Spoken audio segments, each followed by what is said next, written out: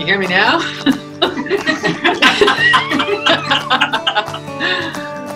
Well, welcome everybody. Thanks for the quick transfer of venues and finding your way here. And Nice to meet you. yeah, Great. I know. Apparently it does not work for. I wish you had more here. You know, though, like I was saying, anybody from Nassau County is not attending tonight. So, you know, that location works because it's so central. Right. So this is for a big event. It's wonderful because people make a point of making sure that they can get there from wherever they are. But a work day and traffic and everything, it's just a little bit tougher to get here. But thank you for you guys. And a Suffolk.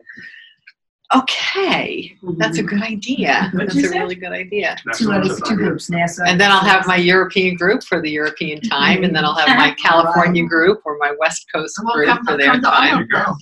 Yeah, I had a California client, and they're like, I really can only talk to you after 6 o'clock this week, which is 9 o'clock, right? Yeah. And over like the next 8 days, I have 6 speeches at night, and I'm like, I can't imagine on that one night I'm like not out, that I'm gonna get on the phone at 9 o'clock at night and do a session. So sorry. Meet me in the energy realm and we'll chat it up. But until then, you'll have to wait till next week. Yeah. Okay, so welcome. I'm happy to see all of you. Thank you for coming in. I'm so happy I was able to make it convenient for many of you. Yeah. All right, so today is the month. It's the month of May. So we're in the 5th month of the series of the building blocks for 2019. And the building blocks was a suggestion made by guides in the beginning of the year, where this year is an incredible transition year. It's a transformational year. And in order for us to allow ourselves to be as prepared as we can be, or as we choose to be for the incoming energy of 2020 and beyond, we want to think of it as sometimes it's a review year, sometimes it's one building block will hit you from left field and you'll be like, I never thought of that, and I really better roll my sleeves up and get this particular building block done and get this one under my belt. But in any regard, the guides had allowed us to receive a new building block from them each month, that by the end of the year, the 12 building blocks should give us some foundational understanding or belief system or perspective that will encourage us to be prepared and powerful for the incoming energy that's being brought in very, very rapidly. And if you think change has been rapid before 2019, I think it's going to be pretty astounding how rapid change is after 2020. And with any change, there'll be resistance. There'll be people that are trying to hold back the hands of time. There'll be those that are moving forward and pressing forward and going with the flow. But the objective is that no matter what's going on energetically on the planet, the foundational building tools that help us to be prepared for any unexpected waves of change, those are the foundational tools that we want no matter where we are or when we are. You know, all of our past lives, they're basically the building blocks for our happy life, the building block for getting ourselves out of the way. They're building blocks for wanting to make the most of being in the human body and the human experience. So it's just kind of nice that the guides are giving them to us in such a concise way this year. I have tons of information coming through about the energy of 2020 and beyond. And like with anything, there is no definitive date. The only time there's a definitive walk through something is when you come through those beads. But besides that, it's always a spectrum. There's a spectrum. So the energy begins at some point, and it begins to get stronger and stronger and stronger until it reaches its peak. So 2020 is not arriving on January 1st, or the energy that we're talking about of 2020. It's not arriving on January 1st. It's been coming in for a long time. Parts of it have been coming in since the 1960s. Parts of it has been coming in since the 1880s. Other parts of it started in 2016. So in the continuity and the flow of all of it together, all of these details and all of these complexities will be peaking and rising So when 2020 comes, there'll be less memory about the way that life used to be. And if you think about human history, where we were prior to 30 years ago and the way that society lived, or where we were 100 years ago and prior, they were very similar. Change was slow. And now that's not the case anymore. The change is so rapid that you can barely pay off your $1,000 iPhone before you need to buy the $1,600 iPhone just to communicate with the world as it stands today. That's how rapid things are. And it affects every area, though, that things that we can see physically, such as the advances in technology that are happening so quickly. But it affects other things. It affects institutions that are age-old, including marriage, retail, being oriented toward having a sustainable life through farming and agriculture and hunting. All of the things that we thought were never going to change are changing as fast as we can think them up. I was actually thinking last night, if I owned a lot of retail offices right now, like major buildings, what would I be doing right now in this moment? Panicking. Selling, selling, selling, and selling, and selling. And then that which I did not find to be marketable in its current condition, I would probably start turning it into distribution warehouses so that we had centers for distribution for immediate access to things. Oh, I'm sorry, you didn't get your items in 19 minutes? Well, we're making a distribution center at the old mall, so you'll have it in 17 minutes or less. So you have to think that what we came to count on in our lifetime on this planet will see more change than any human being could ever possibly have imagined in one lifetime. And adaptability is going to be at the forefront of our own ability to find our happiness and our soul's intention within that change. So I'm going to briefly review, and each month I'll get much briefer on my review, so we're not spending the entire time reviewing. I'm just going to briefly go over what the other 4 building blocks for this year have been so far. And as we move toward having more of them, I might not remember them, so Sue was nice enough to write them down for me this time. The first one, I really enjoyed this because you can see how it's everlasting and it's not time specific, but it is that change is possible. We all know change is possible. You don't have to be a rocket scientist to know that. But it's the way that the guides delivered it this year that matters, and that is that change is possible for you. No matter what you've done, no matter where you've been, no matter what you think your own habits or limits are, no matter what your body of history is, no matter how phantasmical a dream is, or something that it is that you want to put your energy toward, none of the limits of supposition about what you want for the future or what you've experienced in the past are going to inhibit the change that it is that you would like to happen. So change is possible. The guides are taking it into a new level. Not that change is possible. We all know change is possible, but that change is possible for you, regardless of your future dreams or your past experiences. Okay? Got to bring that in. It's amazing how habitual we are. It's amazing how every moment we show up with the whole history of everything that we've experienced in that second. I don't know how a store clerk ever gets one of us out of there, because they got to run through all of the decades of our life as they're just asking for the money for the gum, right? But we have to recognize that we can transform whatever we experienced in that moment if we stay awake and we stay alert and we remain conscious. And that's the key, is becoming conscious. The February block was also it's the theme word for the year that we got at the year before us, which the word is soft. Okay, whenever there is rapid change and when you see a polarization of attitudes on earth, sometimes that's reflected through religion, sometimes it's reflected through politics, but when there's a polarization of people taking different stances, one of the things that tends to happen is that it arises an energy of fighting, of hatred, of conflict. and that contrast becomes untenable, and there's very, very less and less opportunity to find the middle place of finding ground where everyone can hear each other and see each other, and maybe even expand into something brand new.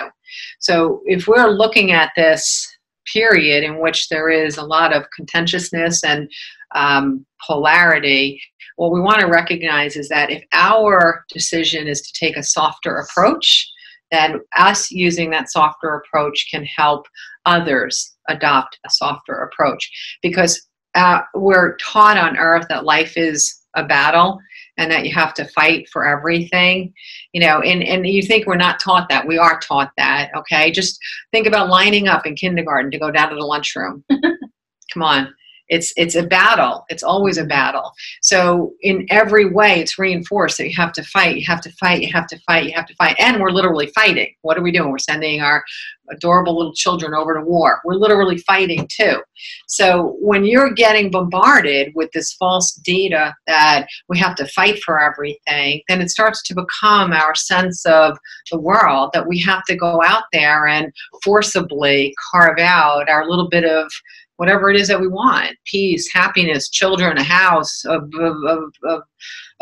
bottle of water, whatever it is. We start to get this feeling of competitiveness, that resources are limited and we have to take whatever it is that we can get. And so a softer approach is like, well, that's really not true. That's a concept that was made by man, and it is only going to affect you if you agree to it. But if you look at the softer side of this, you really find that the world organizes around you so much more if you have a soft place in the middle of it. If your approach is one of possibility and goodness and understanding and compassion, there's no one fighting at you, because there's nothing that they need from you, because they already got something from you, which is the vibration of love or acceptance or patience or whatever it is. So if you're giving someone what it is that they need from everybody and everything anyway, then what are they going to fight you over? There's nothing to fight you with, right? You know, and sometimes I'll make definitive statements like I am impervious to harm. And I make those statements in kind of smaller groups, because this is not a test. Okay, don't bring your bows and arrows in here next time. So in a small group, I feel pretty comfortable saying, you know, I'm impervious to harm. The reason I'm impervious to harm is because I have taken a softer approach to life for a decade now. I'm softer about myself. I'm softer about you. I'm softer about needs and wants and desires and contentiousness and scarcity of resources. So just saying, let me take this harsh lens in anything you're doing and say, let me put a softer version on for myself. You change your world, and you change the world of everyone around you. Month 3, March. March, I think it's a continuation of the soft theme, and it is about warmth, okay? It's amazing how disconnected we can be with one another. And if we just extend ourselves a little bit more and have eye contact or touch someone in this litigious society, you know, we can touch somebody. But that feeling of warmth, it's amazing. Like if I were to come over to you right now and stand behind you, just put my hands on your shoulders right now, right? You would love it. And I would feel anything in you just kind of melt away, and you would accept it because you already trust that I've got your heart in my hands, and you would allow it. Imagine if we allowed that to be our approach with one another, and instead of getting to the point that we are legislating an inability to have physical or human contact with one another. Where we're going is not enhancing the nature of the human spirit by any means. So extend the warmth that you can extend within where it is legally permissible, okay? So that's it. Be the warmth. Be the warmth that you want to see in others. I don't remember. I remembered all those. I don't remember what April's was. I was probably way out of my body then. I'm way out of my body today, so forgive me. I don't do earth very well when I'm way out of my body. Oh, yeah, that's huge. Listen, the basis of every disharmony on the planet is fear, okay? In one way or another, I've been chopping that up and spitting it out for the last 12 years, inviting you guys and sometimes coercing you, which is unattractive, but I'm trying to force you to be less fearful. Fear is not aligned with the vibration of love in any way. Fear is the absence of love. I always say, and this helps to illustrate it, is that fear is the new hate, where throughout history, it kept emerging where it wasn't really socially permissible to openly hate other people for their skin color or their race or their religion or their ethnicity or whatever else, right? We got to the point you're not allowed to openly hate, right? But we're allowed to openly fear, and it's in the same vibration as hate. They're both the absence of love. One is expressed one way and one is expressed the other way. Fear and hate are the absence of love. So why would we not feel comfortable around someone that was encouraging someone else to hate, but we're perfectly okay and patting them on the back if they're encouraging people to be afraid? Why do we do that? It's insidious, and that's why it's growing so rapidly, and that's why it's disempowering us and making us sick, because we're encouraging it. It's socially acceptable to be afraid, and it's socially acceptable to make others afraid as well, okay? I say stand up to fear. Turn off the pharmaceutical ads. Turn off all of the bullshit that we hear all around us. You are healthy. You are wise. You are capable. You are strong. You are powerful. You are courageous. You are happy. Let's get back to remembering that this is all true. Don't let anything, no one else's fear or manipulation or attempt to suck some money out of you through fear. Don't buy it. Don't buy it. Don't buy into it. Don't buy into it. I have had a policy for the entire time that I'm doing this that I won't put out a seminar with a negative title. And I can take any one of my seminars and I can probably get the numbers of people in the audience up very fast if I turn the title around to something negative. I can fear your asses into the chairs. And you'll be like, I have to go, I have to go, I have to go, I have to go, I have to go. And then we'll get here. I'll make more money. I can work less. We'll all be happy. No, none of us will be happy because it's a manipulation that's not attuned with the nature of our soul. We don't want to be afraid. We don't want to use a negative spin to get us to somewhere positive. If I ever do in my sessions or in my practice or my writing, if I do use a negative paragraph, I use it as a springboard to a positive transformation or a positive possibility. I'm not going to put something out there for you that makes you feel beaten and then give you no solution. Either I'm going to put it out there and make suggestions of solutions, or I'm not going to put it out there. And the reason I'll put it out there only is just to wake you up. Okay, so for example, I might suggest that the amount of security that you are endorsing to get in and out of this country is based on fear. It's based on force. It's based on a manipulation of those that are in power. So I'm pointing it out to you. Now, am I going to leave you there and leave you hanging like, you know, cursing every time you're in the airport? No. What I am going to say is that you can counterbalance that fear-based restriction on your liberty by allowing yourself to take away fear from other people and centering yourself when you're going through an airport in a way that you understand that you're a high vibrational energy being living in a lower vibrational energy space, and there are some things that in order to coexist happily, we have to agree to low vibrations in order to navigate our way around to our own personal freedom. Is that right? So now I just gave you a solution. So I didn't leave you feeling irked. I gave you a way to get through the airport and feel okay.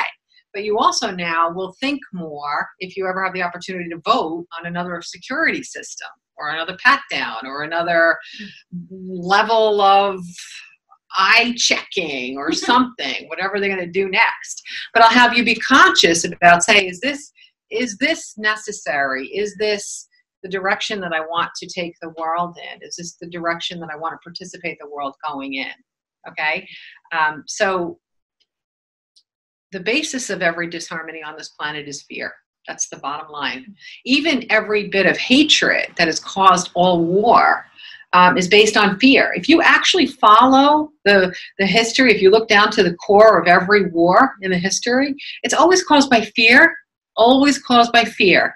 I am not enough, or I'm afraid of your ideas, your ideology or your religion or your color. I don't understand it and it makes me afraid. So rather than figuring it out and sharing a meal, I'm just going to kill all of you because then I feel like there's no threat to my being. It's all fear. So hate is not even as insidious as fear is, right? Okay, so we're going to fear less. Put it to yourself this month to fear less. You don't have to be fearless. That's hard, but just fear a little less and a little less and a little less. So that brings us to May, and that's where we are, right? And, hey, raise your hand if you were not surprised by May this year. You weren't surprised by it? Like it came in the right order and everything? And when you woke up on May 1st, you expected it to be May 1st? May 2nd is my birthday, so. Oh, so you had to be. I knew there had to be a good reason. Happy birthday. Happy birthday. It's so funny because this month more than ever, I heard everyone like shocked that it was May. How did that happen? You know, does it really go January, February, March, April, and then May? And really, where did those other months go? But I know I was frankly surprised that it is May. It hit me like a ton of bricks. Like it came, here it is. How did it get here? So we are here. It actually is the month of May.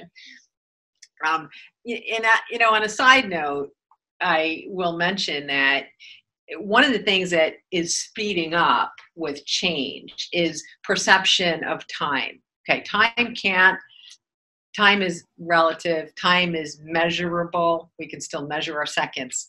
There's no divine intervention going on here that's making our seconds go faster all the way across the globe. But our perception of time is increasing. And this is probably the first generation of younger beings where they're experiencing the progression of the rapidity of time, even it's not age specific anymore, right? Mm-hmm. So children used to have this big lead. They get the first decade that was like 6 decades, and then the second one would be like 4, and then so on.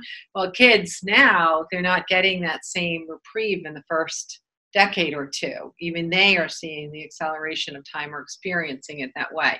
And I do believe that we're not going to do it today, but I just want to put the thought out there so someone will hold my feet to the fire. But when we have our year before a seminar in Grenada in January, one of the things I'm going to talk about at that seminar is how can we stop that process? Because I don't know about you, it's not just that I want to live to be, very, very old or relatively old, whatever that might be. But I want to have the years that it took me to get there chronologically. Okay, I want to actually be in that time, and I want to just go, okay, wow, I made it to 96. This is so cool. I want to get there, like little by little, inch by inch, moment by moment. I don't care if I'm bored to pieces. I want to experience it, right? So in the Grenadian seminar, we will actually talk about that, is how do we slow down time for ourselves. Oh, all right? We gotta wait that long? Sorry, you got a lot to do this year, so hurry up. But I know it's a big topic, and I know guides are going to enjoy doing it in that setting, that topic, and addressing that topic in that setting. So we will do it, and that'll be cool. I'm looking forward to it because I don't have the time to listen to them now anyway. Oh, ridiculous. I'm so ridiculous. Okay, so any questions about the 4 building blocks so far? It's June. Yep, time's really going fast. May went fast. Told you. Just really quick, we understand that the new hate is fear. How do you communicate that to the world? All right, if the new hate is fear. How do we communicate with that to the world? Actually, the building blocks of this year, the guys are talking about, is the way that you communicate it with the world, or to the world, at the world, with the world, for the world, for the world. I know it's with, but I'm going to go with for. It really is about putting ourselves in a place where we are living within our own harmony, and we're becoming more self-loving and more living to the belief and expectation and anticipation that we are harmonious and we're allowed freedom and love and harmony and health. So it's really about modeling it, and the energy of that expression is what becomes contagious. And some people become overtly curious and they ask, and some people will just echo the model or want to be more near you or follow the things that you're doing accidentally or on purpose. And that's how it happens. I don't remember when it was, but I did get an essay one month, and the essay was about revolution versus evolution. And there is such a compelling desire to revolt. Throughout history, of course, it's to overturn that which does not beautifully enable the freedom of the masses, right? So revolution is about overturning whatever factions are in power that are subjugating us and allowing us to have liberty. But we're kind of past revolution now. And the level of awareness that humanity is, there are going to be some people that revolt, but there's so many steps in levels of awareness and in the enlightenment spectrum that there will be some people that revolt. There will be some people that use challenges or violence or whatever it is to try to wake people up to a different way of being. But you can't attack to get peace, right? It's like trying to take a piece of gum out of your mouth to get a piece of gum off something. It just doesn't work. You want to put a new energy into something if you want something to gravitate toward that new energy.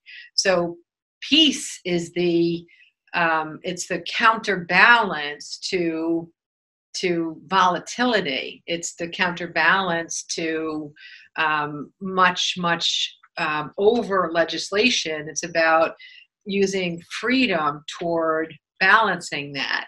So yes, in order to get to the fullest point of the evolution that we will be experiencing at its maximum joy, in order to get to that heightened evolution, we'll see bubbles of revolution. And I'm sorry to say, increasing bubbles of revolution. However, when revolution agitates the status quo, that's when evolutionary thoughts and processes and experiences and possibilities can come in to solve the unrest. Do we understand what I just said? Yeah. I don't know what I was answering even, but that I said. So, any other questions? Just look on the computer. Oh, is there a question on the computer? I don't know if there is. Should be on the bottom if there are any, on the right bottom. Would there be I have to open up like a chat, right? Mm-hmm. It should be on the right bottom. Oh, okay, cool. All right, I'm good. Yes, I got it open. All right, good. Huh? Okay, so any other thoughts or questions before we find out the next month? This is my first time here, and you're making reference to guides, G-U-I-D-E-S. Are you referring to energy? I'm referring to non-physical energy. So it would be people that have died, passed away. It could be souls that haven't had physical lives with us. It could be source, or if you think of like a God energy. Some people like to think of the universe. Some people like to think of the vibration of love as an energy that we can connect with, the consciousness of love even. So it's basically non-physical sources of energy. Non-physical sources of energy don't have the same encumbrances that humans have. Therefore, they can be more reliable to us for information that can help us to become harmonious than humans. because humans have their own lens of perception based on their history, and it's harder for them to be a clear source. Okay, so when I talk about guides, it's that when I learned that there was such a thing as guides on 9/11, from that moment on, I did find that the information that I got from guide sources was superior in its ability energetically to help me have a happy life than any of the information I'd ever heard from some person or source that was only human. Okay, there are going to be bodies of work throughout history that are tapped into pure consciousness or pure source, and those are pieces of work or art or music or anything where the person was connected, so they were basically channeling eternal knowledge. So eternal knowledge has a way of striking the earth very often throughout history, and if you line them all up, those pure sources, you see that they're saying the exact same thing in different languages through different bodies, but they all say the same thing over and over and over and over and over again.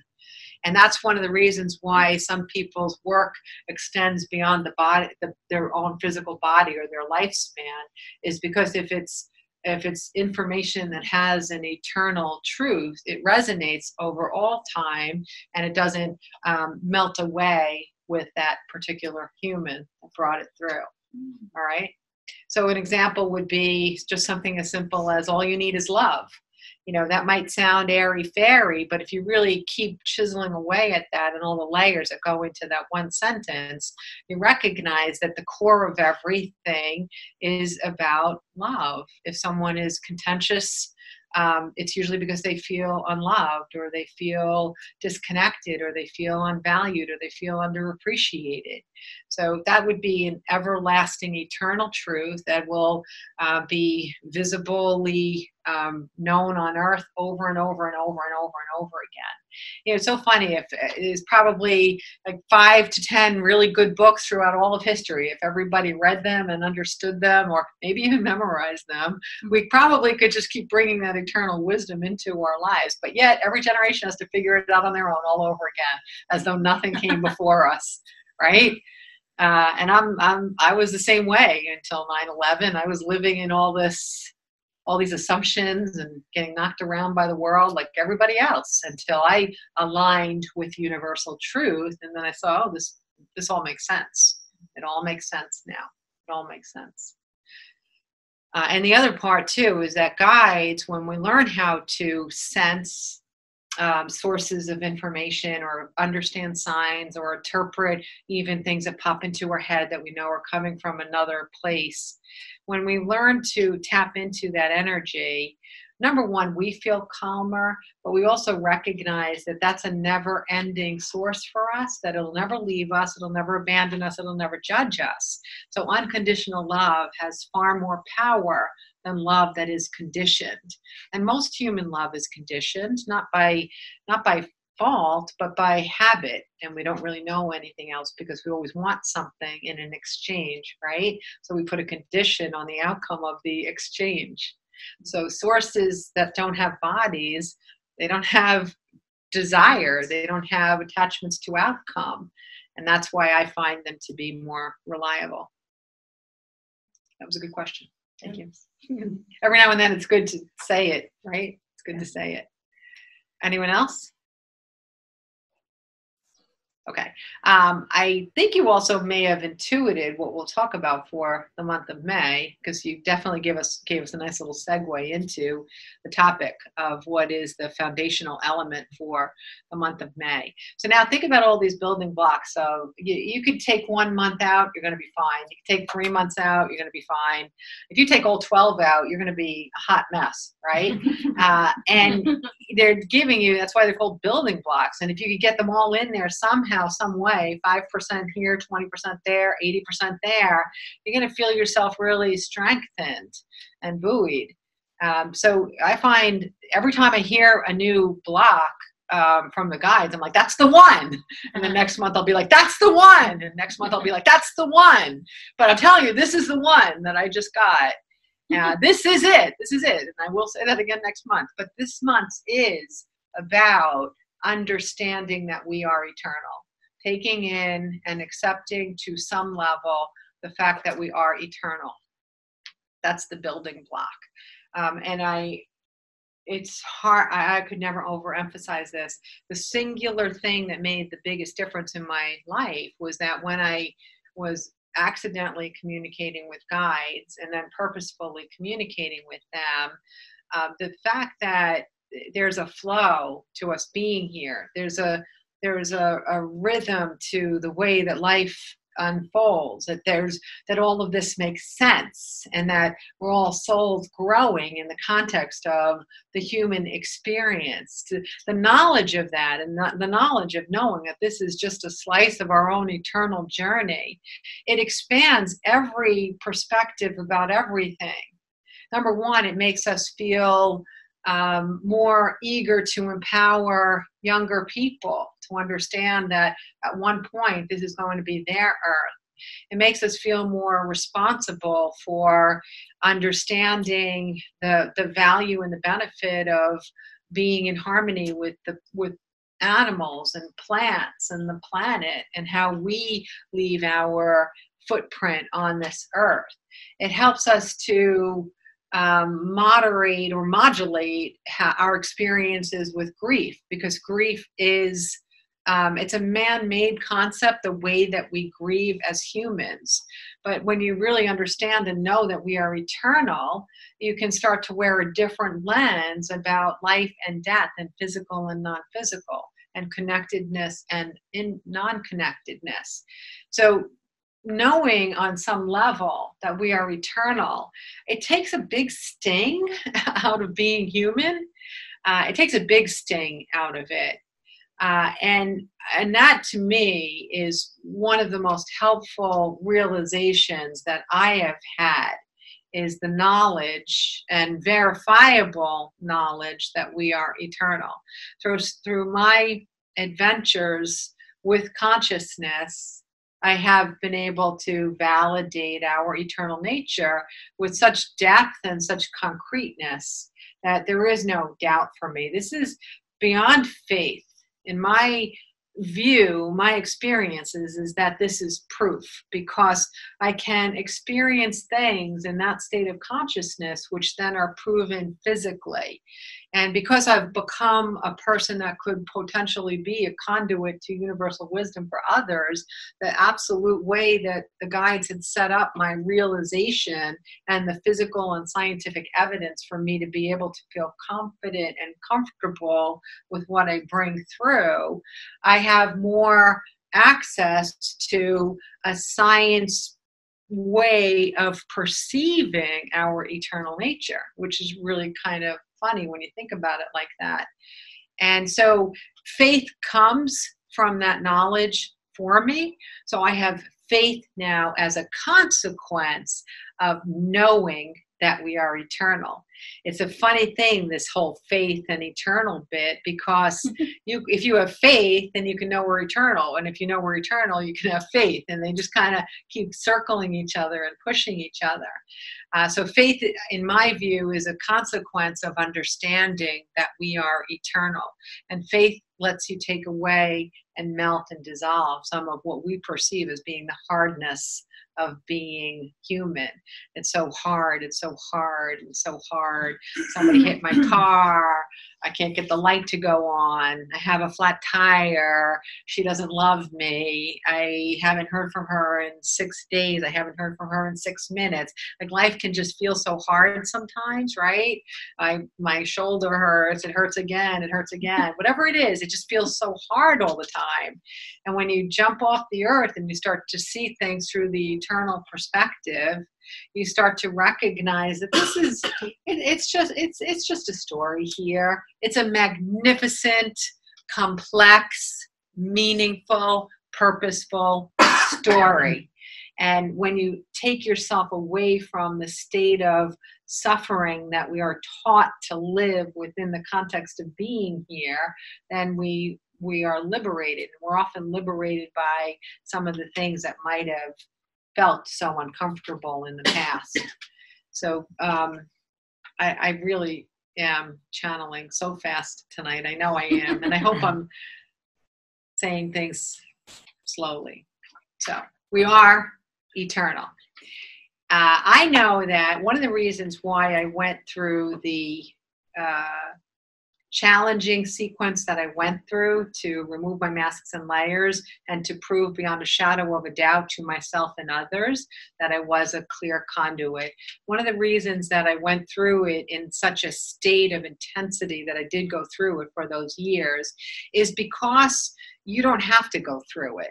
And I think that's part of the point, that if you can, if someone comes into your life, a source, whether it's a book or a person or an idea or a concept, and it resonates with you as being loving, and it vibrates with the vibration of love. And then when you're listening to concepts or thoughts, if it resonates with you and it feels like a warm blanket instead of a cold slap, then it allows me to bring information through that you guys can actually use rather than going through the fervent, obsessive opportunity that I went through for years and years and years to scrub the connection, right? What's the connection for?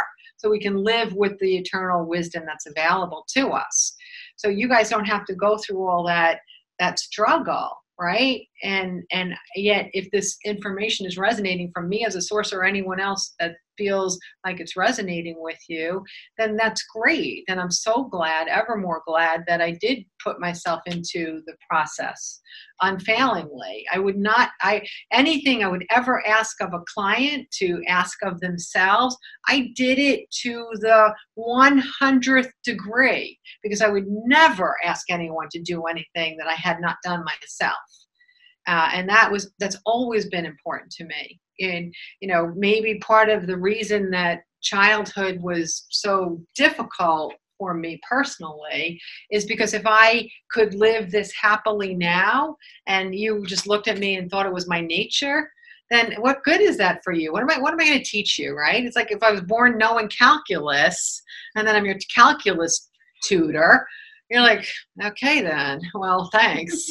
Still don't get it, and you still do. So thanks. Here's your $90.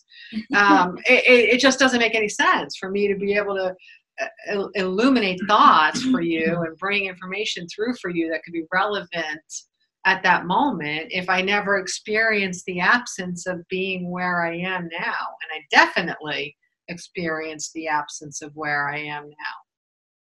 Definitely. Does anybody have any thoughts or questions? Yeah, I've always took it that wherever I got the information from was fine with me. Yeah, no matter where absolutely. it came from. And sometimes it came from places where it was painful for other people. But I was able to shortcut because I got that information. Yes.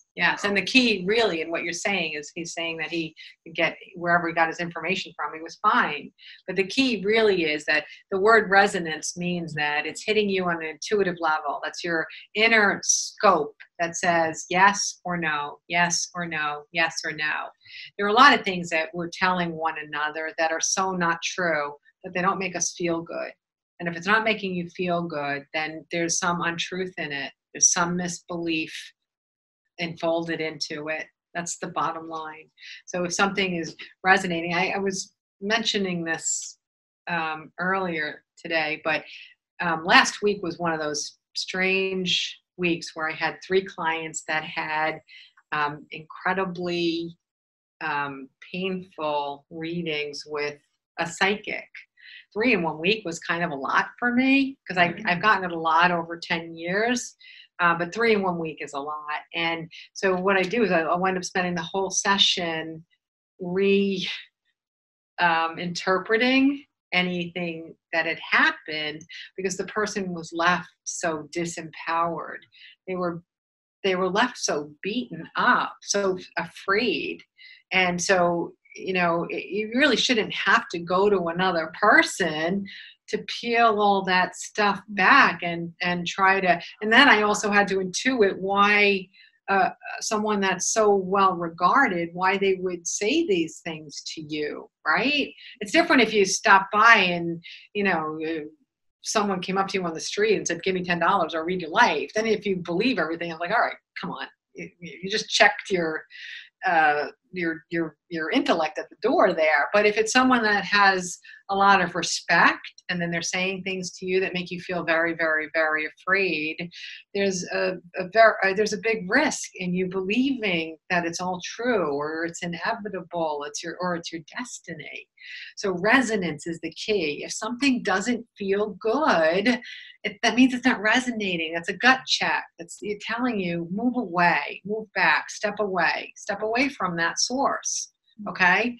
At least jump off the earth and look at yourself interacting in that circumstance and say, why are you feeling so uncomfortable and disempowered? Why do you feel worse now than you did an hour ago because of words that are coming out of somebody's mouth? If you're spending an hour with somebody, you should feel better than when you got there, or at least the same. That's how I feel about it, right?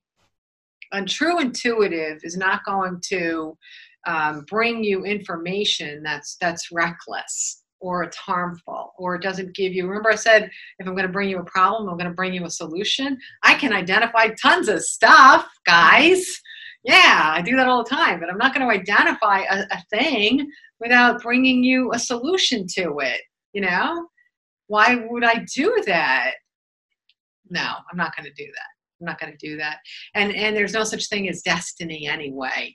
There's nothing that's inevitable. I mean, we have every second of our lives, if you change something within you, if you change the tiniest little bit, you change the outcome, you change your entire trajectory. So how could anything be predetermined? It's not. One of the things I like to do when I have a writing board is I'll do my best to try to show you this. But think about this. I find this always so fascinating.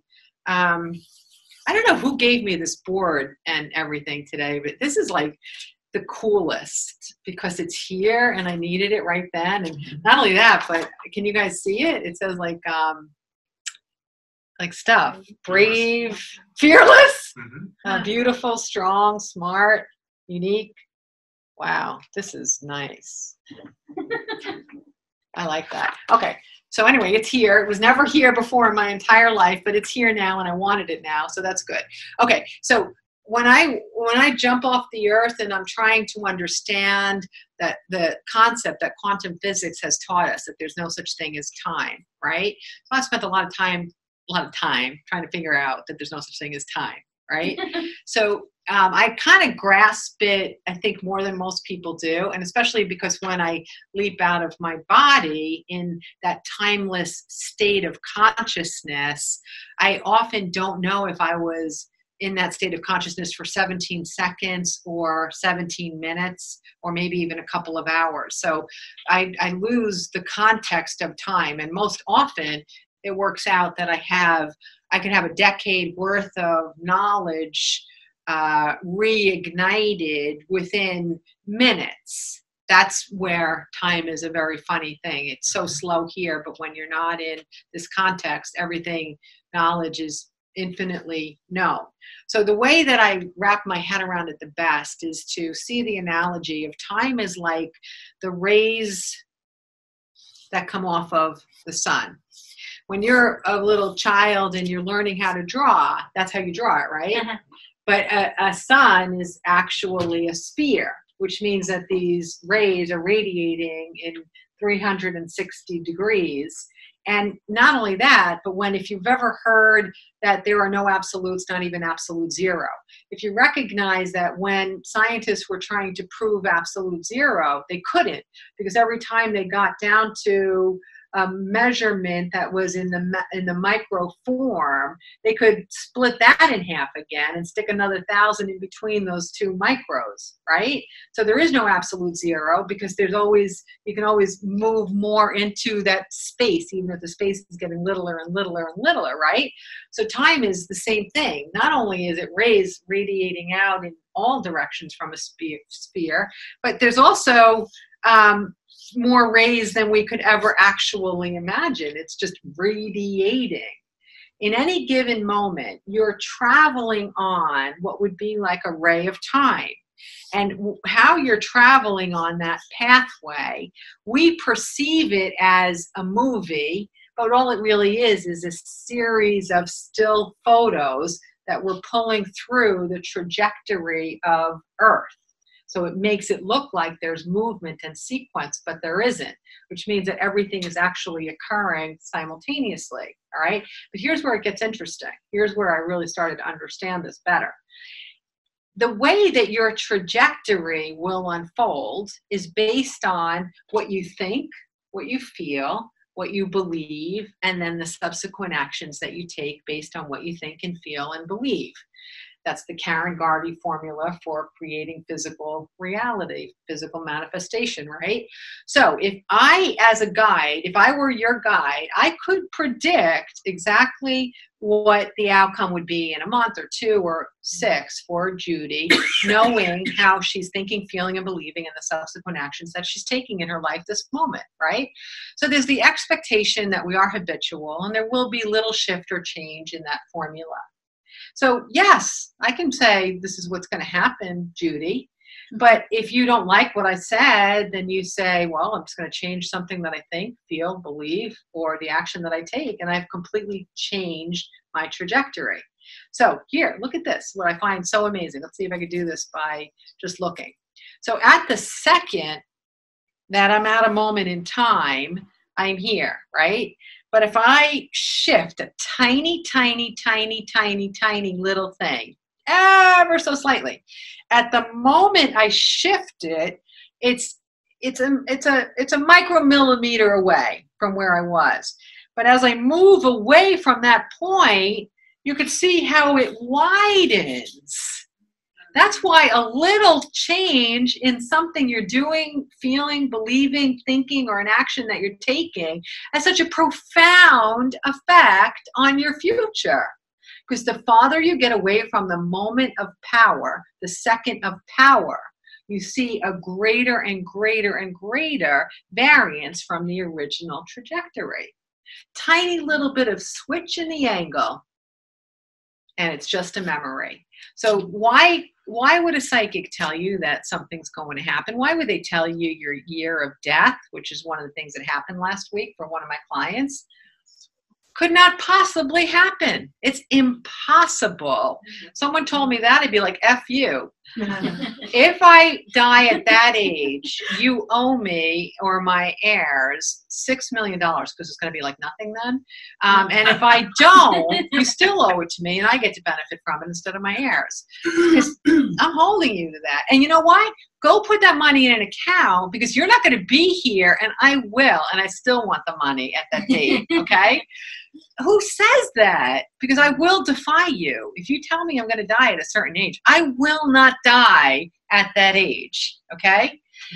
And you don't have to either. That's the key. You don't have to. You could be near death's door and say, opting out. So sorry. I'm changing what I'm thinking, feeling, believing, and the subsequent actions that I take, and I'm not going to die. So no, it's not happening. And that's the point. When you tell somebody an inevitability about their future, you took all their power away. Why do we do that? We've got these crazy religions that'll do that for you. You don't have to manufacture reasons to take away your own power. Take your power back. Take your power back. Take your power back. Take your power back. You have the power to adjust your life.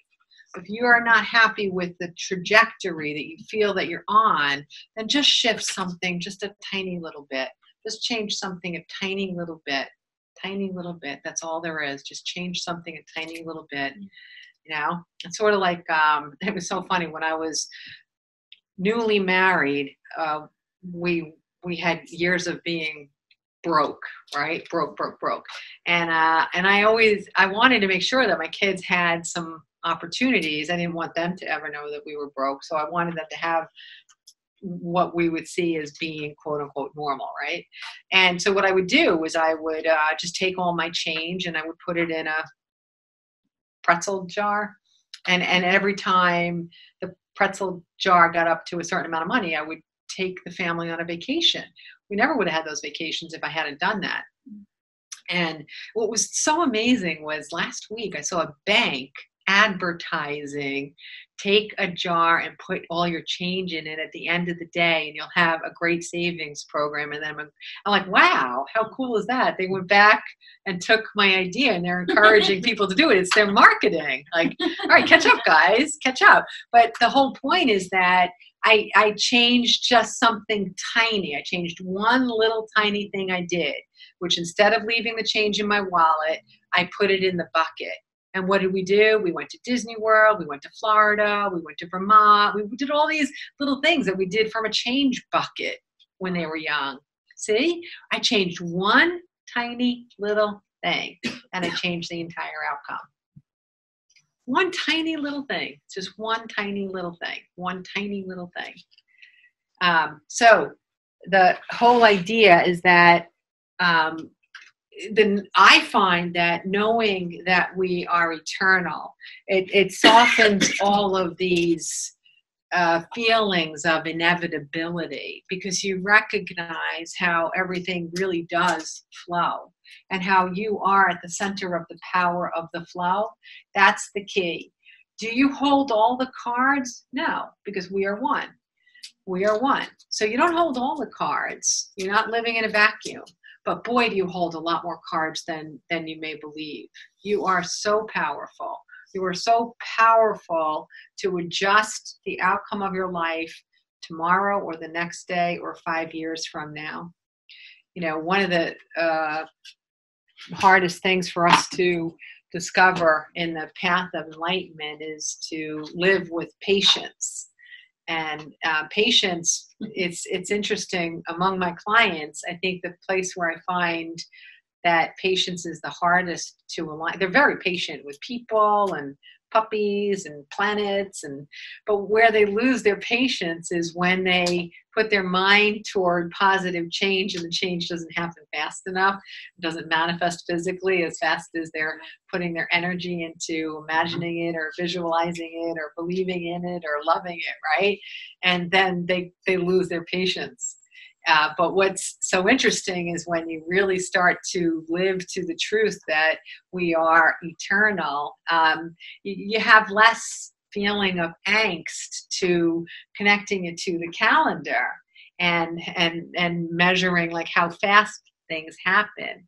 And it helps you to surrender into the flow. And you know that if you're putting a lot of good stuff out there, maybe not everyone will come true exactly the way you may be wanting it or hoping for it, but you're putting so much out there that stuff is going to happen, and you're going to be so busy getting something else to go on, you're going to step into the thing that's already there. Like, oh, how'd that get here? And it'll surprise you, like May surprised us all, except for you. All of a sudden it's there, right? That's how it works. Oh, there it is, there it is, there it is. Another happy moment, another good thing, another this, another that. And that's what happens. It's exactly what happens. All right, so it's 8 o'clock. And what we're going to do is I'm going to give you guys, I think it's nice that we're here together, and we might as well meet. So go get yourself a beautiful glass of water, which is what we have back here. Get yourself a glass of water, mingle, get up, we'll get some air flowing through here a little bit. We'll come back in like 5 to 10 minutes. Okay? Sounds great. Cool. I think Strick will do it. Okay. Hello, everybody. Welcome back. Yay! Okay, I think the bulk of that download is kind of done, okay? So I'll go more slowly now, okay? So when you're talking about jumping out of your body, what do you mean? Relaxing? No, it's literally like detaching from Karen. Your consciousness. Yeah, so it's almost like my consciousness is now over here looking at Karen and her life. So there's a different perspective about everything. You know, if you've ever heard of anyone that had a near-death experience, yes, and they describe the journey, right. What I basically do is I have a near-death experience without the trauma, but I go to where everyone describes going. I go there and I stay there until I don't feel like going there anymore. Then I fuse back with Karen. That's what it is. So even when I hear someone's near-death interpretation, I actually know where in the corridor of separating from your body where they stopped. I tell by the way that they relate their information. And it's so interesting because the closer they are to their moment of leaving, instead of journeying a little farther, the closer they are, the less resonant the information is that they bring forth, right? Everyone gets the feeling of unconditional love. Everyone gets the feeling of freedom and lack of any kind of limitation. But then a lot of people will stay within the corridor of the human context of what they learned here. But the farther you go along, all of that will dissolve. So as you return back to pure consciousness, there is no such thing as, religion or gender or any of the stuff that we believe to be so real here. Yeah, so it's interesting. So I get to go there, but I don't have to have any trauma to get there, which is kind of fun. But I get all the bliss that comes along with it. No trauma, all bliss. Yeah, I'm up for that. Sign me up. And did that come about as a result of 9/11? Yes, it did. It did. That was the first opening for me. And I did definitely pursue it vigorously and wholeheartedly. And I have no problem looking back and saying obsessively. I pursued it obsessively. I never pursued anything obsessively in my entire life except for that, which since it's out of character for me to do that, then it helped me to understand that there was such an important purpose that I be that obsessed with it, So maybe I got done in 2 years what I would have accidentally done in 60, but I guess for whatever reason, I wasn't going to do it in 60. I was going to do it in 2 and I'd come out the other side and say, hey, here I am. We'll see how this works. And you shortened all of our times too. Hopefully. That's my goal. That's my total goal. My total goal is to shorten that path, get rid of all that resistance, give possibility, I think sometimes if you don't know where you can go, it's so much harder to get there. I really do. How many kids, they fight there. I'm really beating up on math and science people today, but they yell at their calculus teacher, Trig. Trig's the one. What do I need this for? What do I need this for? What do I need this for? Well, if you start to show why they need this, or why, not that they need it, but what magic it could have, what application there is in the real world. Don't just give me a paragraph. We use it in engineering and aeronautics. Well, I don't care. That's not relatable. I'm 16 years old. This is really boring, and I don't get it. But if you make it relatable, then maybe they could understand that it would be easier to get to the space. Because if they can understand that there's going to be an application that they can comprehend down the road, and taking all the steps along the way might have more meaning because they know where they're going, right? So I think of it as like I might be the one to help you see where you can go. If you didn't even have that as a destination, how would you change anything in that little tiny point of power? Why would you make a change if you didn't know there was somewhere to go? So if I tell you that I did that 2 years and they were hard, so you don't have to. Now just make that little tiny bit of a shift and everything else will shift. Everything else will change. Yeah. We have a really good setting here. It's so different than where we normally have our Making Discoveries meeting. So one of the things I really want to do is I've been remiss the last 2 or 3 months in fielding questions and answers. And I know that's a big part of the fun of us being together. So in this setting, it feels like it's really compelling, that kind of feeling of let's do questions and answers. I should have told it to you before you left so you could, think. But I'm sure we have a lot of people that have questions, even if I didn't give you any time to think of it. And the rest of you will think of questions. So let's turn our attention to, even if it's related to the topic from the first half tonight, let's turn our attention now to just questions and answers. That's really the best value that I can give to everybody, is to recognize that anyone in this room or anyone online or will listen to this in the future, we're brought together through these magical compelling energies that we don't even need to completely understand. We just know that they exist. Therefore, any question from anyone in the room is going to benefit everyone online and everybody who will get the video later, and everybody in the room, of course. So let's take advantage of the fact that we did decide to participate by asking and answering questions. So who's going to be the brave one? Back there, young lady, in the way back, the one in the bright, bright spring color. Yes. Right. You know, you keep saying about the 2020. So what actually are examples of things that might happen to push people forward? Okay. When I repeat the question, it's not because I have a problem hearing. It's simply because when people are at home, it's not always easy to hear it. And the question is, what are some of those changes that we might expect after 2020, or the energy that's coming in with 2020? What I have seen, and I think I started mentioning it, probably, I know for sure by 2015 it was a part of what I would talk about on a regular basis, and now it's accelerated so much. But one definitely is the polarization of thoughts and actions on the planet. So people are behaving in ways that are more oriented to one camp or another. We don't have to name or label the camps, but the polarity among us is heightening. Okay, and that's one of the consequences of the energy. And there's a purpose for it, because there's a word. Sometimes I can't remember it, but a critical mass. Okay, in order for a new energy to be created in an old bit of energy, critical mass has to be achieved to topple over the weight of it, right?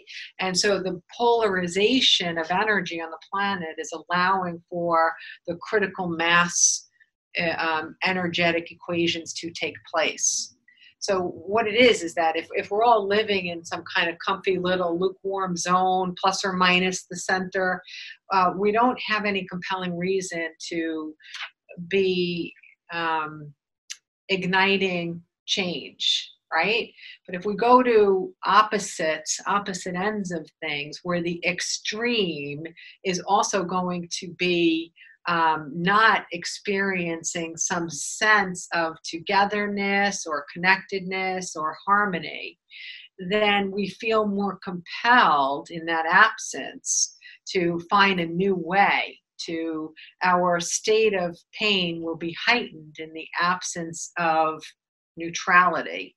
So one way that humans act, what compels them to act, is when their perceived pain is greater. When the state of perceived pain grows, we will act to push away the pain.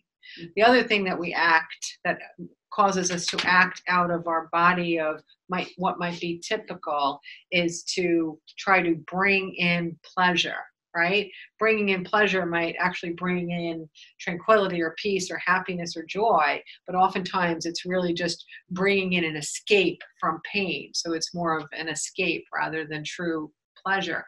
But those are the two energies that often compel us to act or act differently. And so the polarization that's going on will create a lot of difference among people, perceived difference and perceived behaviors, but it is in actuality not true. But it'll get to the point that it's so discordant that there is nowhere else to go. There's no more wall that people can put their backs against.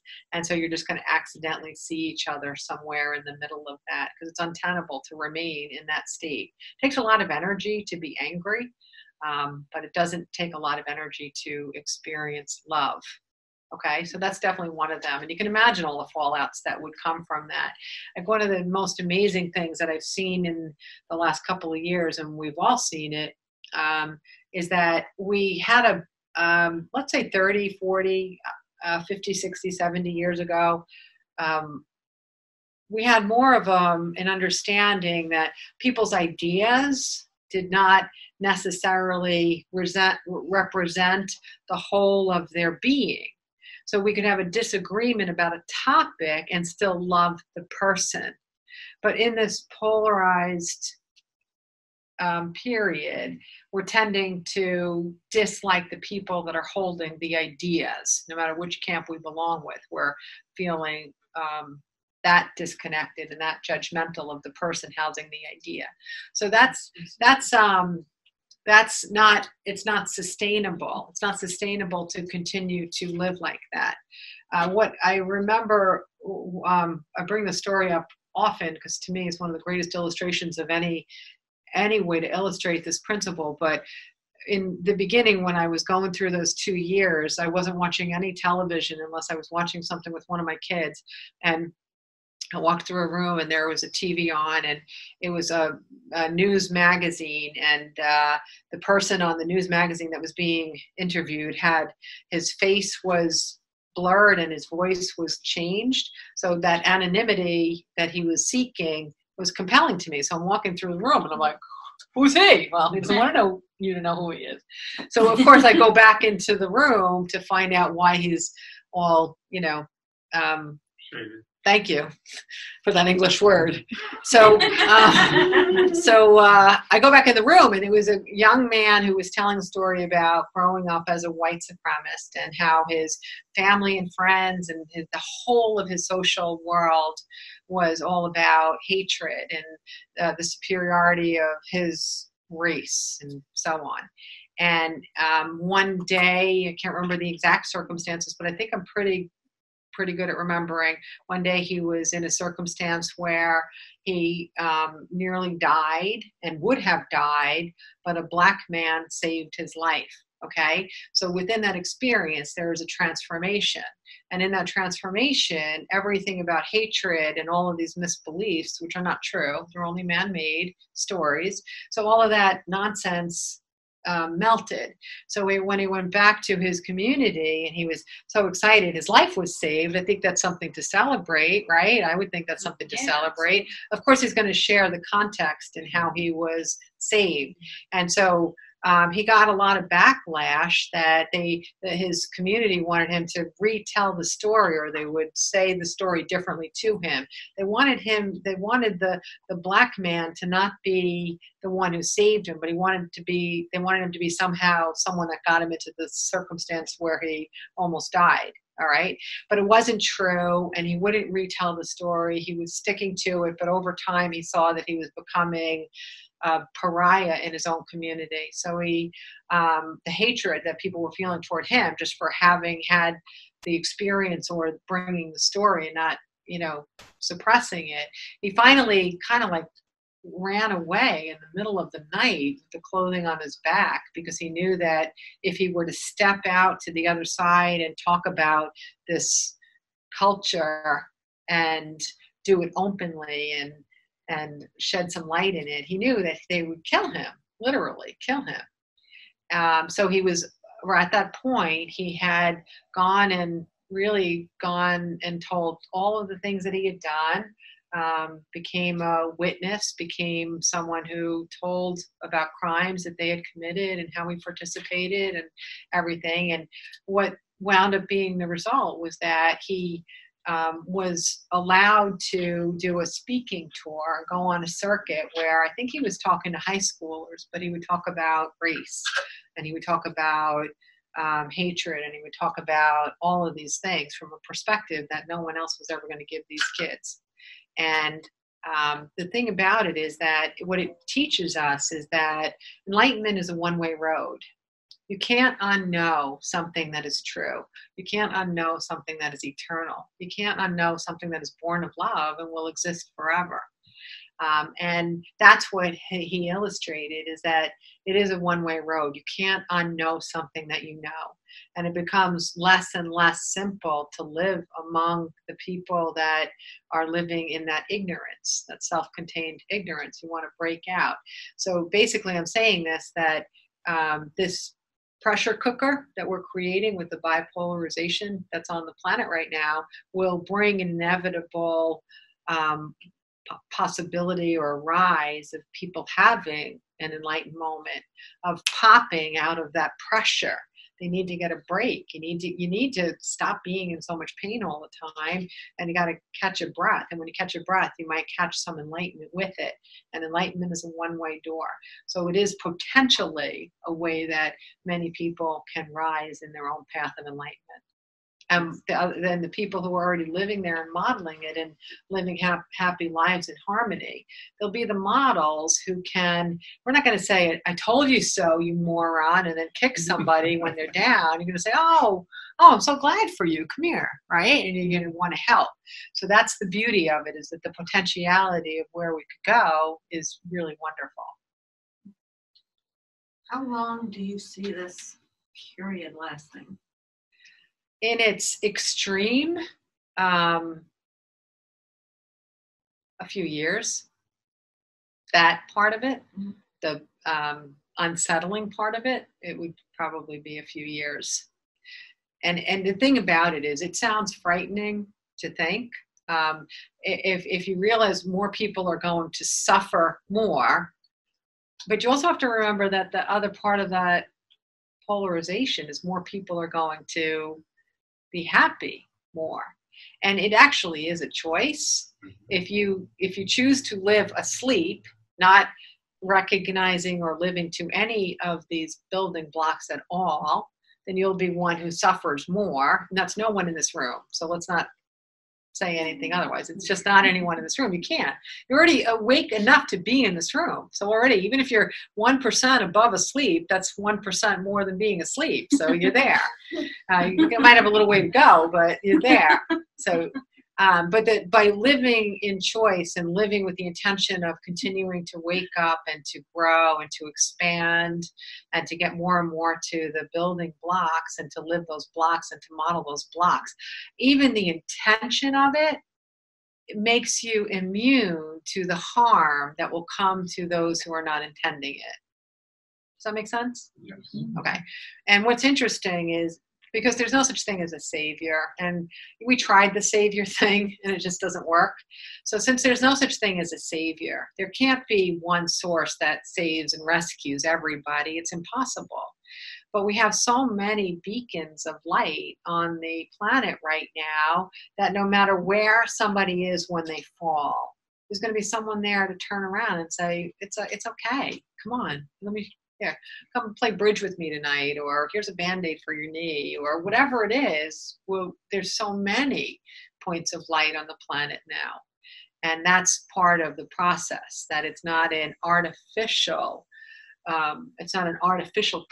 It's not an artificial savior. It's the truth, which is that love is within all of us. It's not contained in one body. It's within all of us. And we're just going to help everybody find it within themselves without judgment. There's no value in judging someone. If they've just said, I got beaten down and I was an idiot, then you don't say, yeah, you were an idiot. You say, well, then don't be an idiot tomorrow. Okay? Oh, that's the answer? You could say that. It's more pleasant than, yeah, you were an idiot. If somebody, well, people don't do me harm anymore, but if someone were to do me harm, I don't need to punish them. I really don't. But people really don't do me harm anymore. I actually am immune.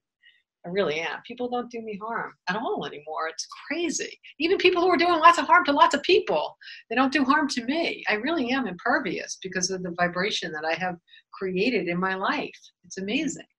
It's amazing. It's amazing. And we can all get there. And you can all get there. And you're all, like I said, if you're in this room, you're some percentage there already. That's the key, is you're some percentage there already. And never put it on yourself to be perfect. And don't beat yourself up for your imperfections. You can't move forward if you're beating yourself up. And the world's going to beat up on you enough. You don't have to join them. Okay? You should be the one true cheerleader for yourself. You're always doing the best you can within your level of awareness based on the context of your journey till that moment. So forgive yourself. Go easy on yourself. Love your, thank you. Love yourself. Yeah, we'll both echo it together. Yeah, someone had a question. First here? I just wanted, so you wouldn't interact with maybe a nasty person? Like, would you ever bump into a nasty person, say shopping or something? I might observe them.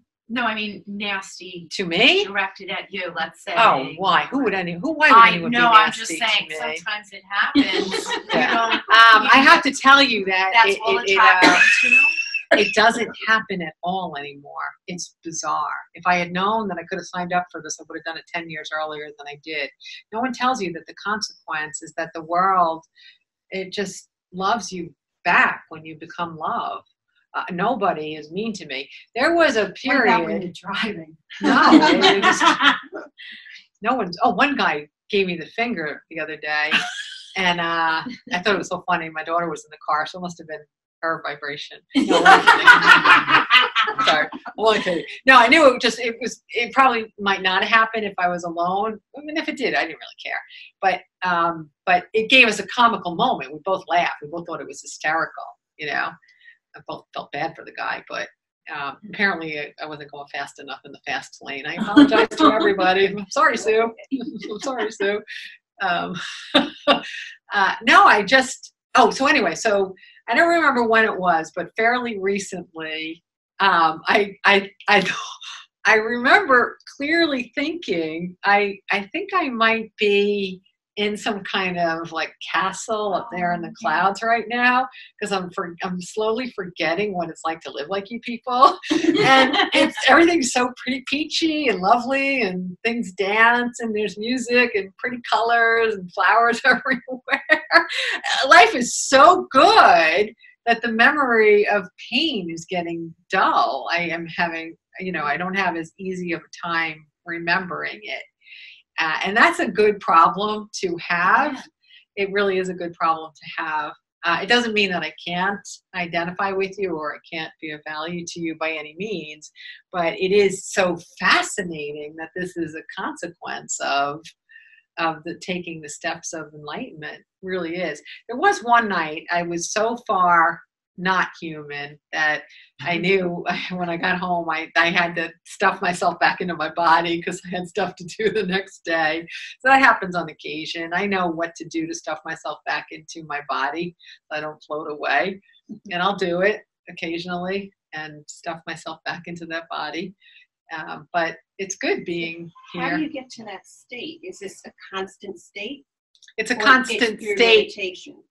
I don't meditate, and I don't like to meditate, but that's good news, because if I can get there without meditation, then since meditation really is the simplest way that I'm aware of to get there, that means that everybody has a reliable source of a technique that they can use to get there.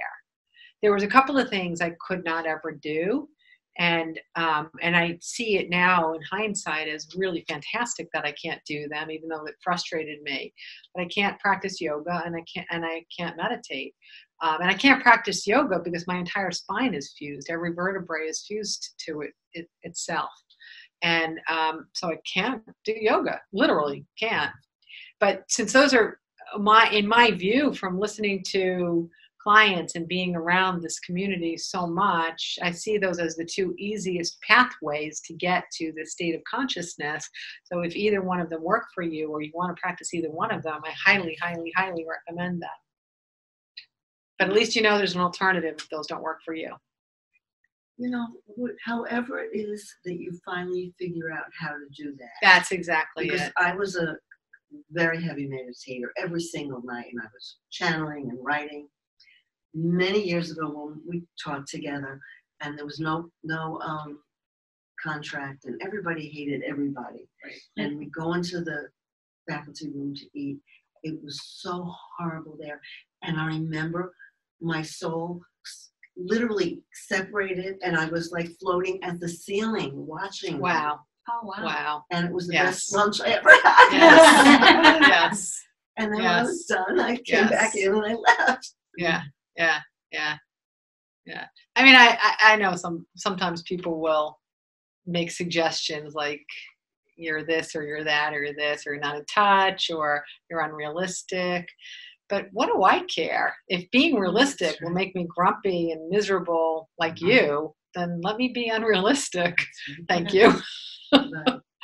Absolutely. Totally. You're a great role model, Thank you. because you can get to be where you are. And Yeah. Yeah, and it really is possible. It is amazing how when we talk about an aha moment, you didn't say, "Oh, I'm going to have an aha moment today. I'm going to have an aha moment. I'm going to have an aha moment. I'm going to have an aha moment. I'm going to have an aha moment." Sorry, I can't talk to you. I'm about to have an aha moment. They happen. They emerge. But one of the best things you can do to allow it to emerge is to prepare yourself for that happening by making sure you're keeping your mind clear on a regular basis and honoring yourself and having the intention for that possibility. You know, there's very simple things to do to connect with the aha moment. Just allow it to come to you then, and you'll have it. And every aha moment, once it happens, you can't unhave it, which is so awesome, right? So awesome. Oh, I know what I want to say. I don't really, but I know what your guides would like me to tell you right now. There's a weird place, and it must be for several of you in this room that I just interrupted this program to say it. But there's this weird place where you feel uneasy, and simultaneously you feel like you're anticipating something good is coming. So it's sort of like good and bad both equal. And you almost want to give into the bad feeling because that's what life has taught you in that dis-ease, right? But you just don't give into it. And you're like, I don't know, I just think it's going to work out. And yet you really know it's just going to work out. What that is it's this moment when you're about to have a breakthrough. So what the dis-ease is it's you're preparing yourself for the discomfort of being in the unfamiliar, leaving something familiar behind. That's what causes the dis-ease. But the part that says, I don't know, I just feel like something good's going to happen even though I'm so uncomfortable, that's your intuition saying, don't fight it, don't give it any more energy, just let time do its thing now. Just stay in a little bit of a plateau, and you'll see when you come through the other side, you will be at a higher state of being. It's a kind of weird place. Does everybody know what I'm talking about? Yeah, and then all of a sudden, you stop fretting about the dis-ease, like you don't pay attention to it anymore, even though it's there. And before you know it, the expansion is right there, and you're like, wow, that is so cool. Now I get what was happening. I'm at a new state. There's new things happening. There's a breakthrough. Something is gone. It dissolved. I'm freer. I'm more courageous, I'm more myself, I'm more whatever it is. And there's no turning back. Remember, enlightenment is a one-way door, but you can force yourself back through that door by modeling behaviors you used to have. But why would you want to do that? Don't force yourself back through that door. I always see it like a heart valve, right? What if the blood's like, I really like where I was. I really like where I was. I really like where I was. What's going to happen?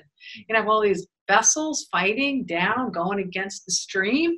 No, life is like a valve. When you find somewhere good to flow to, don't swim back up against the stream. Just keep going with the flow. It'll all work out. You'll get somewhere new. You might not know where you're going, but it'll be kind of cool. Maybe it'll be a liver, maybe it'll be a lung, but it'll be kind of cool. You never know. So just keep going. Just keep going. Okay? Don't go back the other way. An example, if you want an illustration, would be to someone starts to leave your life who clearly you start to realize, I now in the absence of this person, I realize I didn't always feel so good with him or her. And what are you tempted to do? Oh, make new friends, keep the old one as silver and the other's gold. You're tempted to say, hi, is everything okay? Are you okay? We haven't seen each other. Happy birthday, happy Flag Day, happy whatever. But just don't do it. Let the peace of the way the universe allowed you to separate with grace, just let it be. Don't swim back up and rip the valve open. I'm coming. Okay? If they want to swim, if they want to come down and catch you, fine. But they got to do the work. Yeah. You already got there. Let them come find you. Yes? Yes. All right, good. Yeah. That's what I wanted to say. Yes. You know, like how you were saying last month about Terry asked this awesome question about what is it going to be like in 2020. And you said we're going to go through these arches or so. So I understand asleep people, like they don't get that we're eternal. But, you know, like how, like, so it doesn't matter like how awake you are. Or I'm asking, I'm trying to ask a question, but I don't. Yeah, no, it doesn't matter how awake you are. Okay, so one of the more physical consequences of 2020 and beyond is that I mentioned like institutions that we're accustomed to that we thought were inevitable, they will start to dissolve or crumble or be pulled apart or pulled down. Okay, it'll be the crumbling of old institutions. Okay, so when that happens, since we're set in a certain level of comfort that is based on the material world, we will want to experience discomfort when that material world is not predictable. Do you understand? So if old institutions like the stock market, the way it works now, or an old institution such as hospitalization as we understand it, or an old institution such as the police force as we know it, if some of those are unearthed and they evolve or they devolve, then we're going to lose our sense of security just because the familiar is disappearing. Those who are in some state of awakeness will create the new world, and it won't be as dependent on the physicality of the material world anymore. It'll be based more on spirituality and wisdom and abundance and sharing and interconnectedness. Okay, so I know that I'm portraying something as there will be a lot of unrest, but the corollary is that there'll be a lot more harmony as well. And that doesn't mean that this is where a lot of spiritual teachings might limit what is potential for our future. There's an implication that material objects are the root of all evil, or wanting, or owning, or having abundance or prosperity or a lot of material goods. There's nothing innately wrong or bad about any of that. It is about the nature of our relationship with the material world that's being asked to have a light shined on it. One person might be incredibly blissful and joyful with the equivalent of $100,000 worth of material possessions and be living in a heightened state. Another person might reach their own personal state of enlightenment and feel heightened in a state of owning $100 worth of material goods. Neither one is right, neither one is wrong, neither one is good, neither one is bad. It's about your state of harmony. Is your happiness dependent on that $100 worth of stuff? Is your harmony dependent on that $100,000 worth of stuff? That's what it's about. So we're allowed comfort, we're allowed luxury, we're allowed things as long as you're in harmony with what it is that you bring in. And that you feel a sense of appreciation, that it's not a burden to you to own or to attain or obtain anything in the material world. Okay? And so what we'll start to recognize is that whatever level people would like to live within abundance, that there's a possibility that on the entire spectrum, everybody can live where they want to live on that spectrum. Instead of what we also see the polarization of living here or living there, right? So all of that will start to be known because that's truth. What we're living now is not truth, okay? So something that might fall before other things open up to more limitless possibility. One thing that might fall, I mean, this is not a political conversation at all, and I don't intend it to be. But if we do something as simple as campaign reform, where we take out the dollars of lobbying for candidates and buying campaigns, everything changes like that. Money does not equate to power anymore.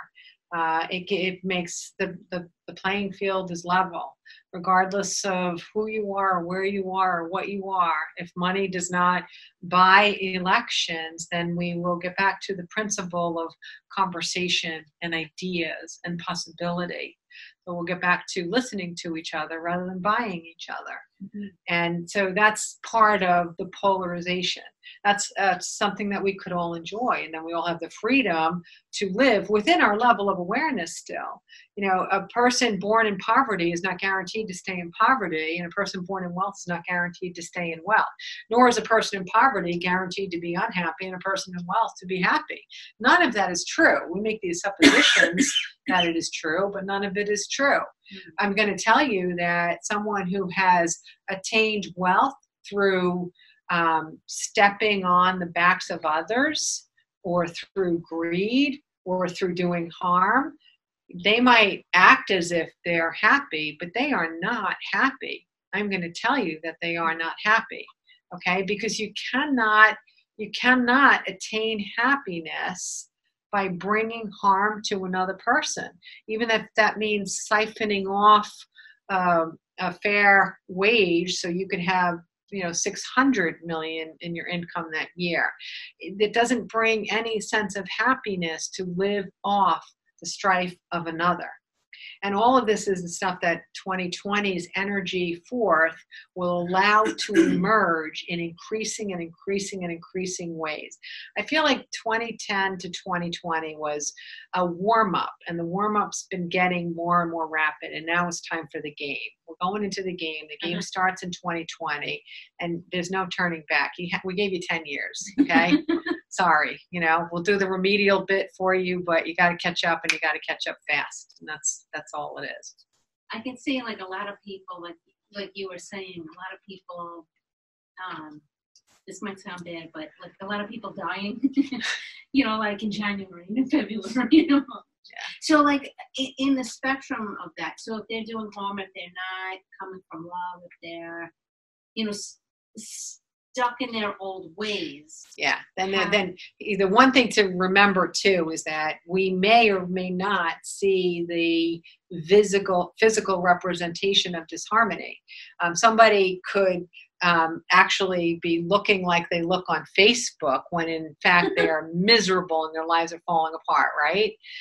The dichotomy between the face we put out and our inner world will become more and more transparent as well.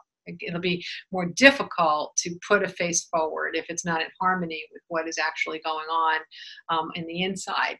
So unrest, it's going to be different for each person that's living entirely asleep. And one of the magnificent things that we can expect, and it's been happening increasingly, is just like I said, there is not one savior, right? There is not one form of the fall either. The variety of mechanisms that a person can, that can cause a person to fall, the variety is so profound, it's explosive. I mean, honestly, this sounds really weird, but think about the numbers of ways a person could die in like 1950, and now think about the number of ways a person can die today. You ever think about that? It's freaky how many more ways there are to die today. Freaky, right? So that's part of it. It's because one size does not fit all, and everyone's form of pain and everyone's form of unrest and everyone's form of death is very, very, very, very person specific based on your vibrational energy, your soul's intention, your masks and layers, and so on. So since we have an infinite variety of 7 billion people on the planet, we're certainly not going to have a one size fit all pathway to enlightenment either, right? So that'll make it appear perhaps more chaotic because there'll be such an enormous variety of chaotic events happening on the planet. And we're seeing that on a rise as well. There are definitely more chaotic events, a variety of chaotic events now. I mean, if you were to watch the news from the 1950s, there's this laundry list, and we're going to read off from it every night in the nightly news. Right now, it's like, whew, well, we haven't done a murder in a while since about 17 days, but today we had a murder. You know what I mean? It's like there's so many to go through. You know, you can't even believe how many ways there are for people to be miserable and to die. There's just so many ways out there now, and we're going to invent new ones on top of that. Yes. We will invent new ones, because that's part of it, is to say nothing is one size fits all. Everyone's journey is so personal, it's so intimate, and that's why we have so many people who are living above the line and are beacons, because within the context of someone's specific journey, no one is right for everybody. No one's going to say exactly the right thing. No one's going to be able to be the one to persuade or encourage someone to say tomorrow's going to be a better day, and I really can promise you that. Years ago, before my friend moved to California, Joe Nunziata and I used to do seminars together here, for any of you that know Joe, and we did a bunch of them. We had a blast. And what always came to be every time we gave a seminar was the feedback was always, because we have such different personalities, he and I. He's a guy from Brooklyn, and he's, you know, he's got, you know, he drives things home, and he uses the word need and must and have to and you have to and you have to. And I come in and I'm like, oh, so what if you tried this? And then I, you know, dance around like a little, you know, ballerina. And what's so funny is that the audience has always got a kick out of the contrast between us, but we delivered the same message. We got to the same core of truth in everything that it is we presented. And sometimes the clients who came because they knew me, they had more resonance with his style. And sometimes the clients that came because they knew him, they had more resonance with my style. But it was just a nice way to illustrate that there is no one voice for every person. You got to find your source. You got to find what works for you in whatever way it works for you. Right? Can you just leave us off with, like you saying, physical? Leave it off. Are we done? Yeah, we got there already? Yeah, just about. Oh, wow. Wow. Holy moly. I feel like we've been here like 17 minutes or something. Is it May? That was in June. Still. No, it's June. Wow. That's nutty. Wow. I knew it was going to happen too. I knew And I 9 knew you o'clock didn't would see get the times at the end. I'm like, no, I wasn't seeing so can much. you leave us off with physical reality? If you say that that's like how you can change a trajectory. So the thinking, feeling, and beliefs based on your actions of those thinking, feeling, and beliefs, you know, creating. So can you say more to that? Like, how do we win the lottery? You know, like, no, seriously, like, how do we? Seriously, how do we win? We all want to know that. All right, Scott's going to be passing around a bucket. Everybody put $10 in it. I'll play the numbers, and I got everybody's name on the list. We'll just share it. How's that sound? Is that good? That'll That's totally good. work. Okay, But cool. for the And then rest you of could the even people- throw some numbers in there with the $10, and I'll intuit whether I want to use your numbers or not. So for the rest of the people that aren't with us, can you just like say a little bit more about physical reality? Okay, so like, where is our power? Our power is to use that formula over and over again, especially when we get into a sticky spot. Well, first of all, let me just qualify something. I know sometimes I even say physical reality because it's a phrase that we can sink our teeth into, but it actually is not physical reality. It's actually physical manifestation. Right. It's reality. This is not real. This is the illusion. So, but we use it anyway, right? The equation is what you think, what you feel, what you believe, and then the subsequent actions that you take based on what you think, feel, and believe. Of those 4 energies that are at play all the time, the one that is the most unseen is the energy of your beliefs. So when something on the opposite end of the equal sign isn't working out the way you would like to, and if you've been working on your thinking and working on your feelings and working on your actions, and you've got all of them going in the direction of where you'd like to be, and it's still not where you want it to be, and the one usually to take a peek at is the belief system, because beliefs can be subconscious, and they can be sabotaging you in ways you might not know. So you have to say, am I holding on to a belief that's incongruent with what it is I believe that I want? When I'm seeking to manifest this, do I have some kind of long-held idea that would prohibit me from getting there? And there's a lot of them out there. There's a lot. It's just a matter of saying, where is the inconsistency in it for you? Okay, like for example, a lot of people really believe that they have to be poor in order to be good people, or they have to be at least moderately break even in order to be good. And if you have more than moderate, then you're not a good person anymore. So they will continually dissolve everything over and above break even so that they stay aligned with being a good person. But would you be able to articulate that if you keep getting back to break even when you're thinking, feeling, and acting in accordance with abundance? No. So you have to look at the belief and think of what you might be able to shift within your belief and how you might be able to shift it in order to get that whole trajectory to go more in a direction of what you would like. Okay, that's simple. I mean, I've got books written about it. I've done a million seminars on it, but at least that's a little bit of an empowering way of seeing that you have the possibility to change your own reality if your reality is your earthly reality, if it's not where you would like it to be. And you do have the power. Remember that point, the point of power, and how quickly things change. I never read the book, The Power of Now, and I haven't read a spiritual book since those 2 years because I never wanted to regurgitate anybody else's stuff, right? So I never read the book, but what I can tell you, and I guess I could get the gist of The Power of Now, and I'm going to tell you it's a good book, even though I never read it. So, but what I get is the gist, is the acceptance of that the power is this second. The power is not yesterday. The power is not tomorrow. The power is this second. The challenge is we take all of yesterday's and we regurgitate them in this second, so we continue to produce what we already experienced. Okay? The power is this very, very, very, very second. It's this second. The point of power, I'll give you an example. When I was working in business and I was flying all around the country, it was when the airlines changed the ratio of fresh air to recirculated air on the planes. And as soon as that happened, there was this huge, huge, huge thing across the country. They're killing us. They're shoving viruses down our throat and blah, blah, blah. So for a while there, everybody who flew got sick.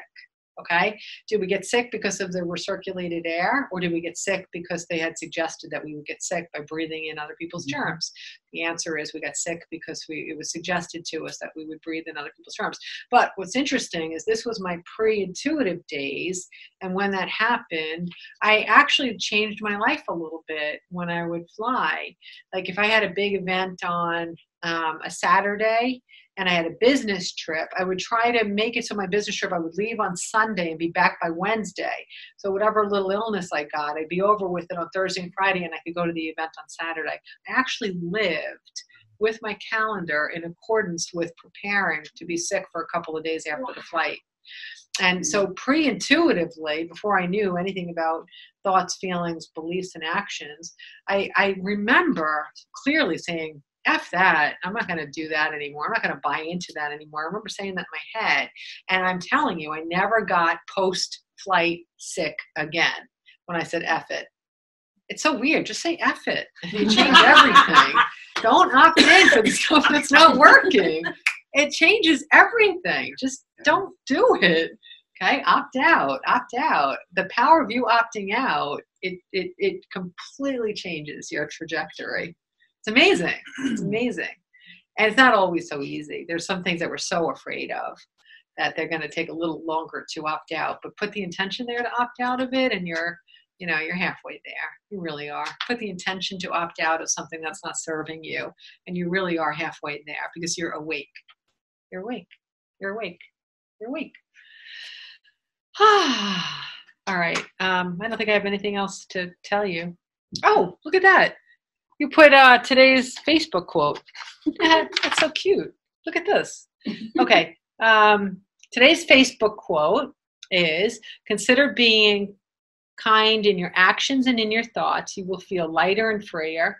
Kind thoughts, kind deeds, and kind actions will bring you their own reward. That's so freaky because that's like really the whole theme of the night. And I put that out there this morning, not even thinking about coming here tonight. That's so funny. We went full circle this day. Yeah. And also, you know what? I'm going to drum up a little bit more activity for the Piece It Together page. We have a lot of activity, but I'd like to see more choices there. The Piece It Together page, my page on Facebook, is an alternative to crummy news. So it's courageous people, cool art, amazing inventions, funny animals, laughing babies. It's just the world that we truly live in if we just allow ourselves to believe it. And Terry basically is doing it along with her posts. So thank you, Terry. God, yeah. No, So Marie's big. Marie is huge. Yeah. But we have a few people that, a lot of people post, but a few people really consistently post. But I do have to tell you, I have people that will tell me that every morning I used to turn on the news, and every morning now I get my cup of coffee, I go to Piece It Together, and I scroll through your page, and it has completely changed my life. So don't underestimate the power of what you're posting, okay? It's so interesting. I had two people this week that said, and I never knew this. One guy, it's a long story, but he was paralyzed. And they told him he would never walk again. This is a true story. He said, I started reading your posts. I didn't even know he was my friend. I started reading your posts, and I tried to do everything you said day after day after day, never even knew the guy existed.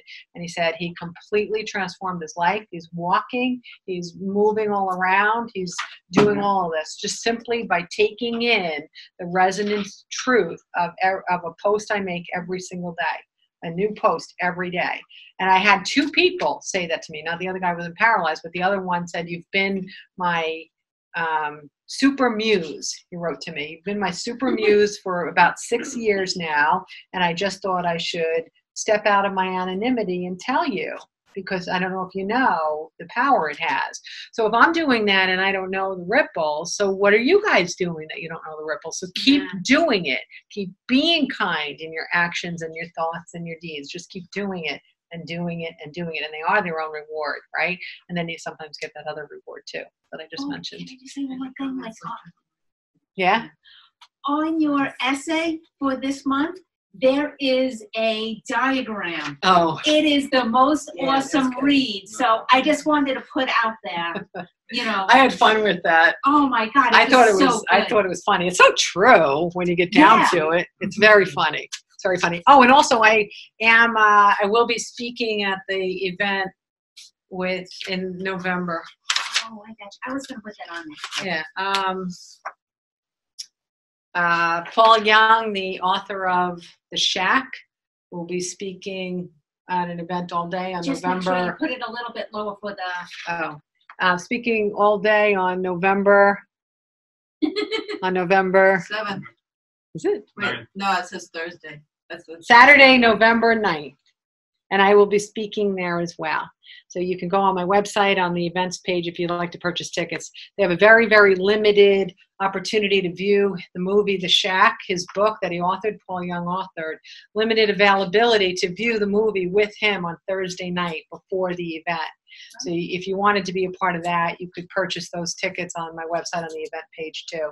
I know that those tickets for the viewing of the movie with him Thursday night, those will sell out probably, I'm thinking like within a month. So no, as of today, as of this morning, I checked and they were still available. So just to let you know, I'd welcome to see you at those events too.